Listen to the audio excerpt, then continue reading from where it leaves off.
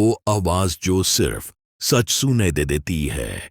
अगर तुम इस वक्त रात के सन्नाटे में अकेला ये कहानी सुन रहे हो और तुम्हें लगता है कि तुम बिल्कुल महफूज हो, तो बस एक मर्तबा अपने गिर्द उनवा गौर से देखो, क्योंकि जो कुछ मेरे साथ हुआ वो सिर्फ मेरे साथ नहीं होता, ये उन लोगों के साथ होता है जो सच को सुनने और बर्दाश्त करने की हिम्मत रखते हैं। और याद रखना, कुछ चीजें सिर्फ देखी नहीं जाती, महसूस की जाती हैं। इंट्रो। उम्मीद मैं ये कहानी आज इसलिए सुना रहा हूं क्योंकि अब इसे छुपाना मेरे लिए मुमकिन नहीं रहा। ये कोई फिल्म नहीं, ना ही कोई बनाई हुई कहानी। ये वो वाकया है जिसके बाद मैंने रात को कभी सुकून से नींद नहीं ली। और अगर तुमने ये कहानी आखिर तक सुन ली तो यकीन करो, आज के बाद तुम भी अकेले कमरे में लाइट्स बैंड करके सोने से पहले सोचोगे जरूर। ये कहानी, ये वाकया उस वक्त का है जब मैं शहर के एक पुराने हिस्से में एक बहुत पुराने घर में अकेला रहता था। घर देखने में बिल्कुल नॉर्मल लगता था, 2 मंजिला, बड़ा दरवाजा और अंदर पुरानी लकड़ी की बू।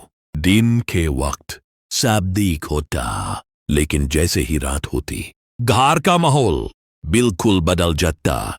ऐसा लगता चाय से तेवारेन सांस ले रही हूं, जैसे हवा सिर्फ चल नहीं रही बल्कि देख रही हो। पहली रात कुछ खास नहीं हुआ, मैं थका हुआ था, सीधा सो गया। दूसरी रात मुझे अजीब सा एहसास हुआ, ऐसा लगा जैसे कोई अंधेर में खड़ा मुझे घूर रहा हो।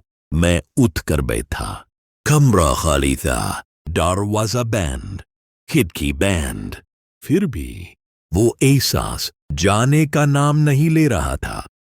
तीसरी रात, रात के 3:09 पर अचानक आवाज आई। तुम सोए नहीं हो? ये आवाज ना मर्द की थी ना औरत की, बिल्कुल बीच की। मेरा जिस्म एकदम जम गया। मैंने खुद को समझाया वहम है, सिर्फ दिमाग का ख्याल। लेकिन फिर आवाज आई, हम जानते हैं तुम जाग रहे हो। मेरा दिल तेज धड़कने लगा। मैंने लैंपी ऑन की, कमरा बिल्कुल खाली, और सबसे खौफनाक बात, दरवाजा अंदर से लॉक था। चौथी रात, आवाज ने मेरा नाम लिया। नाम सुनते ही मेरा खून बर्फ बन गया। तुमने वादा किया था। मैं चीख उठा। मैंने कोई वादा नहीं किया। उसी वक्त फैन रुक गया, हवा बैंड हो गई, कमरा बिल्कुल खामोश। बेड के नीचे से किसी के रेंगने की आवाज आई। मैंने आंखें बैंड कर ली और अल्लाह का नाम लेना शुरू किया। आवाज गुस्से में बोली, तुम हैं सिर्फ याद दिलाना था। तब सुबह का मंजर, सुबह जब आंख खुली, मेरा हाथ पांव उंगलियों के नीले निशान थे। दरवाजे के बाहर गीले पाँव के निशान थे, और वो निशान घर के अंदर की तरफ या रहे थे।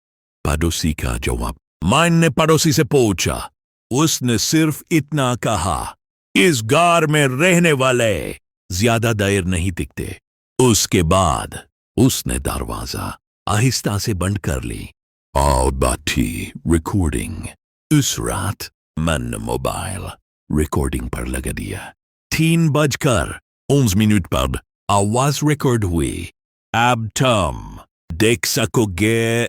मैंने आंखें उठाई। दीवार पर मेरा शैडो था, लेकिन मैं हिल नहीं रहा था। शैडो ने अपना सर घुमाया 480 डिग्री और बोला, हम